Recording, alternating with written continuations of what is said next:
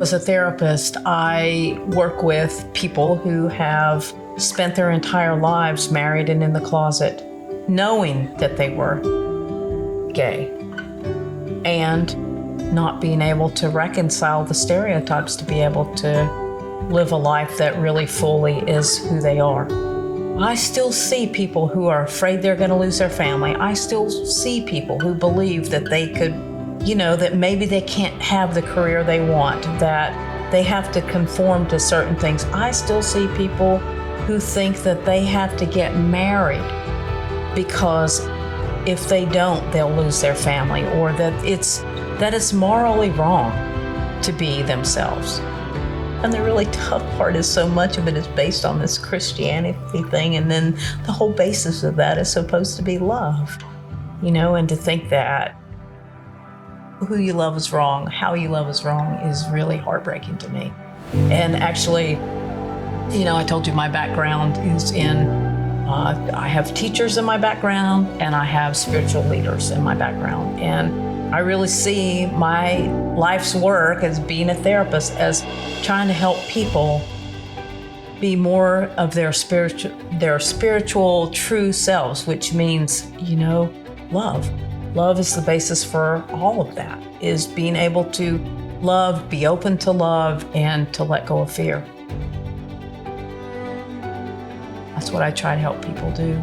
I try to help them understand how to be non-judgmental around themselves and other people and their thoughts, to be able to get to the real true facts about things, like the measurable things, and then to be able to continue to open themselves up to living the fullest life they can. There's a part of me that hypothesizes that we definitely change on a cellular level given our thoughts. It goes back to the question as to whether or not trauma informs illness, and whether or not being a lesbian and being either persecuted either in our own minds or by other people actually influences us and causes us trauma. In the same way, do certain thoughts influence our genetics and cause us to change on a genetic level? Is that possible? And are there thoughts that then become preloaded, so to speak, in our genetic offspring's minds? And I really think that the answer to that is yes, if you believe it's true. And so if you're not able to say, well, maybe that's not even true. Maybe that's just because my mom thought that way, or my grandparent thought that way. And not because my grandparent influenced my parent heard it from my grandparent, and I heard it from my parent, but because I changed on a genetic level, and I've inherited that. I mean, they talk about depression and drugs and, alcohol addiction and all that. And the same with thoughts. It's hard to change people's beliefs because of how the brain works. I think in theory we could change pretty quickly, but our minds interfere by thinking the old thoughts. If we were to only think the new thoughts, then yes, we would pass that on. But I think it's overridden by the strongness of the old thoughts. So I started out in landscaping. I loved plants. I started out in that, and I ended up as a therapist. And people would say to me, wow, that's a big change. And I said, it's really not, because I learned everything I know about people from plants. With plants, we look at them, and if they're growing in a crack in the sidewalk and they don't look all that great, we don't think, what happened? What's wrong? Why is it not thriving? We know it's the environment. With people, we act like we don't know why they're not thriving. When we criticize them and we tell them, you know what, don't be gay, don't be who you are, don't love who you want to love, and then we think, why aren't they doing very well? What's wrong with them? They had all the privileges in the world. They had plenty of this or they had plenty of that. No, they did not. They didn't have what they needed. So plants change over time on a genetic level. Given the environment they're in, given the stressors that they're in, they'll change on a genetic level. It won't just be that one generation changes. It's that with a lot of other things, but I know plants really well. So if it's like that with plants and it's like that with rats, then is it like that with humans? Yes. I swallowed those thoughts that the stereotypes around me, and that is how the brain works. The more I hear it, the more it becomes, my brain thinks it's true. It doesn't matter if it's based in fact, it just repetition is what creates a belief that something's true.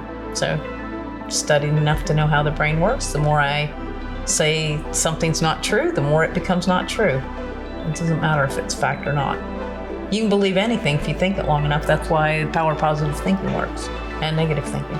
We've internalized the belief that being heterosexual is better, or being white is better, or being, rich is better. Whatever it is that we think is better, it's internalized. I'm thinking about internalized heterosexism and whether or not, even though I've worked through so many things in my life, I still carry some of that, and the answer to that would be yes. Do I continue to work on it? Yes. Is it dismantling thoughts that I've had over and over and over again? Yes. It's purely biological, the way that the breakdown works, and so I might continue to have some of those thoughts. I realize that that's just a product of what's gone through my mind. And so I think that at this point in my life, I've gotten to the point where I'm pretty good. I still have that little thing, though, that comes up when I meet somebody new and I have to say, I'm a lesbian. I still have that little catch that says, ooh, is this going to be safe? Is this going to be okay? Are they going to accept me? And I have to think about, what does this mean to me? Is it important to risk it? And so that still goes through my mind. Will that ever leave? I don't know. For people that are younger, I hope that's not even in their mind. And if it is, I hope it goes away more quickly. When I think about my client who is living in a heterosexual marriage when she actually knows that she's a lesbian, what I've noticed with her is that, we had talked about shame earlier, and I'd said that that's normally from the group around you. And actually, in this case, she has her own shame about her feelings. And why couldn't she change those, and how could she have done something different so that she didn't?